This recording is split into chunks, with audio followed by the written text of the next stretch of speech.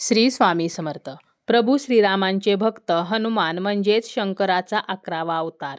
धार्मिक मान्यतेनुसार हनुमान हे एकमेव चिरंजीवी देवता आहेत. हनुमान जयंतीच्या दिवशी आपण हनुमानाची उपासना केल्याने आपल्यावरील संकटे दूर होत असतात. यंदा 2 एप्रिलला हनुमान जयंती आहे. हनुमान जयंतीच्या दिवशी महिलांनी हनुमानाची पूजा करावी की नाही, नैवेद्य काय दाखवावा, मंत्र कोणता म्हणावा, या दिवशी काय करावे, काय करू नये, त्याचप्रमाणे हनुमान जयंतीच्या दिवशी जर आपण काही साधे सोपे उपाय केले तर आपल्या जीवनातील समस्या नष्ट होतात, आपल्या इच्छा पूर्ण होतात. कोणकोणते उपाय आपण या दिवशी करू शकतो याची संपूर्ण माहिती आपण आजच्या या व्हिडिओमध्ये पाहणार आहोत. व्हिडिओला सुरुवात करण्याअगोदर तुम्ही जर चॅनलवरती नवीन असाल आणि पहिल्यांदाच माझे व्हिडिओ पाहत असाल तर चॅनलला सबस्क्राईब करा. व्हिडिओ माहितीपूर्ण वाटला तर व्हिडिओला लाईक करा. हनुमान जयंतीच्या दिवशी सूर्योदयाच्या वेळी हनुमान जन्मोत्सव हा साजरा केला जातो. हनुमान मंदिरामध्ये पहाटे 5 वाजल्यापासून कीर्तन सुरू होते. हनुमान हे श्रीरामाचे सेवक म्हणून ओळखले जातात. शक्ती, भूत, पिशाच्च यापासून सुटका करणारे असे हे हनुमान आहे. 33 कोटी देवतांपैकी हनुमान हे एकमेव असे देव आहेत की जे चिरंजीवी आहेत. त्यांना जर मनोभावे हाक मारली तर ते भक्ताच्या हाकेला धावून जातात. पृथ्वीवरती ज्या ज्या ठिकाणी रामायणाचे पाठ होतात तेथे तेथे हनुमानजी उपस्थित असतात आणि प्रसाद घेऊनच ते जातात. पूर्ण रामायणाचा पाठ ते श्रवण करतात. हनुमान हे बुद्धी, बळ, ऊर्जा, स्फूर्तीचे प्रतीक आहेत. सर्व देवदेवतांनी आपल्या कार्यासाठी पृथ्वीवर अवतार घेतला आणि आपले कार्य संपवून ते परत गेले, परंतु हनुमान हे आजही अजरामर आहेत. वायू रूपामध्ये ते सर्व सृष्टीमध्ये आहेत. हनुमान जयंतीच्या दिवशी सकाळी लवकर उठावे, स्नान करावे, स्वच्छ वस्त्र परिधान करावे, त्यानंतर हनुमानाची पूजा करावी. प्रभू श्रीराम आणि हनुमानाचे नामस्मरण करावे.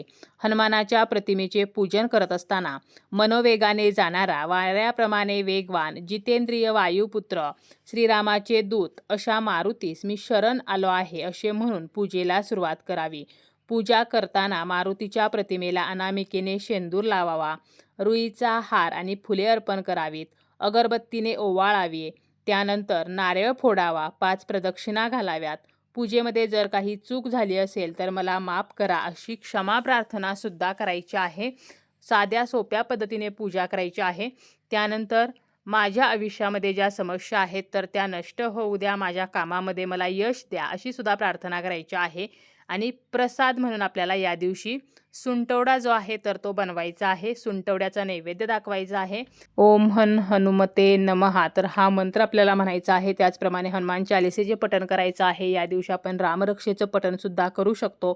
तर अशा प्रकारे आपल्याला साध्या सोप्या पद्धतीने पूजा करायची आहे. महिलांनी हनुमानाची पूजा करावी का, तर असे म्हटले जाते की महिलांनी हनुमानाची पूजा करू नये, परंतु शास्त्रामध्ये असा कुठेही उल्लेख नाही, असे कुठेही नमूद केलेले नाही की महिलांनी हनुमानाची पूजा करू नये. कारण हनुमान जे आहेत तर ते ब्रह्मचारी आहेत आणि प्रत्येक स्त्रीला हनुमान माते समान मानत होते. हनुमान जे आहेत तर ते सीतेपुढे झुकत होते आणि नमस्कार करत होते. त्यामुळे असे म्हटले जाते की कोणत्याही महिलेने त्यांच्या समोर झुकलेले किंवा हनुमानाला नमस्कार केलेले त्यांना आवडत नाही. म्हणूनच महिलांनी हनुमानाची पूजा जी आहे तर ती करू नये. त्यामुळे आपल्या घरातील जे पुरुष आहेत तर त्यांनी या दिवशी हनुमानाची अवश्य पूजा करावी. महिला ज्या आहेत तर त्या हनुमान अष्टक असेल, हनुमान चालिसा असेल तर याचं पठण करू शकतात. फक्त आपल्याला हनुमानाची पूजा जी आहे तर ती करायची नाही. जरी याला शास्त्रामध्ये कोणताही आधार नसला तरी सुद्धा महिलांनी हनुमानाची पूजा करणे हे टाळायचं आहे. या दिवशी आपल्याला सात्विक राहून, सात्विक अन्नपदार्थ खाऊन हनुमानाचा जो मंत्र आहे तर तो आपण म्हणू शकतो. त्याचप्रमाणे अगोदर सांगितल्याप्रमाणे हनुमान चालिसा, हनुमान अष्टक जे आहे तर ते सुद्धा महिला ज्या आहेत तर त्या म्हणू शकतात. प्रत्येक देवदेवतांच्या पूजेचा अधिकार स्त्रीला आणि पुरुषाला समान असतो, परंतु हनुमानाच्या पूजेच्या बाबतीत मात्र महिलांना पूजा करण्याचा अधिकार नाही असे म्हटले जाते. त्याचप्रमाणे हनुमान जे आहेत तर ते वायुदेव आणि अंजनी यांचा अंश आहेत आणि शंकराचा 11वा अवतार आहेत. या दिवशी महिला काय काय करू शकतात, तर या दिवशी महिला ज्या आहेत तर त्या हनुमानासमोर देशी गाईच्या तुपाचा दिवा लावू शकतात. म्हणजे आपण हनुमानाच्या मंदिरामध्ये जाऊन देशी गाईच्या तुपाचा दिवा लावला तरी चालतो. त्याचप्रमाणे सुंदरकांड, हनुमान चालीसा, संकटमोचन, हनुमान अष्टक याचे पाठ जे आहेत तर ते महिला करू शकतात. आपल्या हातांनी प्रसाद बनवून तो हनुमानास अर्पण करू शकतात. परंतु आपल्याला ब्रह्मचर्याचं काटेकोरपणे पालन जे आहे तर ते मात्र करायचं आहे. आता महिलांनी काय करू नये, तर महिलांनी बजरंग बाणचा पाठ करू नये. हनुमानाला आसन देऊ नये. म्हणजेच काय, आपण हनुमानाची जेव्हा पूजा करतो तर त्यावेळेला आपण एखाद्या पाटावरती, चौरंगावरती ही पूजा करत असतो. परंतु महिलांनी हनुमानाला आसन देऊ नये. म्हणून आपल्याला पूजा जी आहे तर ते करणे टाळायचं आहे. पूजा जी आहे तर ती घरातील पुरुषाने करायची आहे. हनुमानासमोर आपण दिवा लावू शकतो आणि हनुमानासाठी आपण प्रसाद बनवू शकतो. त्याचप्रमाणे हनुमानाला सेंदूर जो आहे तर तो महिलांनी अर्पण करू नये. चरण पादुका अर्पण करू नये. हनुमानासमोर झुकून नमस्कार करू नये. पंचामृत, वस्त्र अर्पण करू नये. जल अर्पण करू नये. हनुमानाच्या मूर्तीला स्पर्श करू नये. हनुमानाचे जास्त दिवसाचे अनुष्ठान करू नये. कारण महिला जी आहे तर ती प्रपंचामध्ये गुंतलेली असते. जेव्हा आपण मोठे अनुष्ठान करतो तर त्यावेळेला मध्येच खंड पडू शकतो. त्यामुळे महिलांनी मोठे अनुष्ठान करू नये. आपल्याला जेव्हा पिरियड असतो तर त्यावेळेला आपली सावली ही देवावर पडू देऊ नये. सुतक असेल तर पूजा करू नये. पूजा जी आपण करतो तर यामध्ये तुटक्या फुटक्या वस्तूंचा वापर करू नये. आपल्या घरामध्ये जर हनुमानाचा फुटलेला, फाटलेला फोटो असेल तर असा फोटो पाण्यामध्ये विसर्जित करावा. तो घरामध्ये ठेवू नये.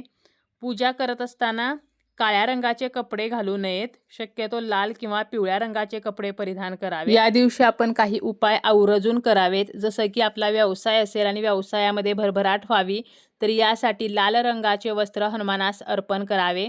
हनुमानाच्या मंदिरामध्ये जाऊन हनुमानाचे दर्शन घ्यावे आणि बुंदीच्या लाडूचा प्रसाद अर्पण करावा.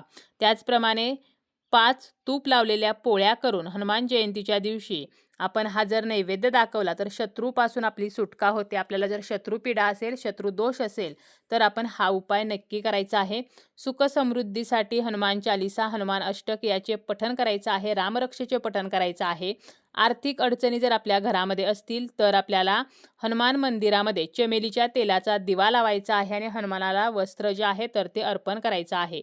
त्याचप्रमाणे या दिवशी आपण हनुमानासमोर दिवा लावून त्यामध्ये 2 लवंग जर टाकल्या तर आपले सर्व कष्ट दूर होतात. आपण जे कष्ट करतो त्याला फळ मिळते.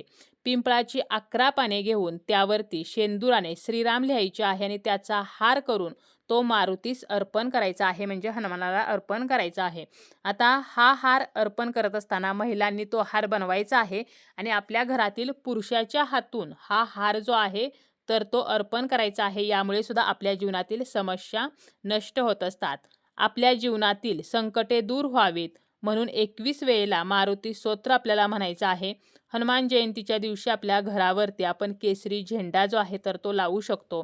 त्याचप्रमाणे हनुमानाला केवडा, अत्तर, गुलाबाच्या फुलांची माळ जर आपण अर्पण केली तर याचे सुद्धा शुभफळ आपल्याला प्राप्त होत असते. तसेच रुईच्या पानांची आणि रुईच्या फुलांची माळ जी आहे तर ती सुद्धा या दिवशी हनुमानास अर्पण केली जाते.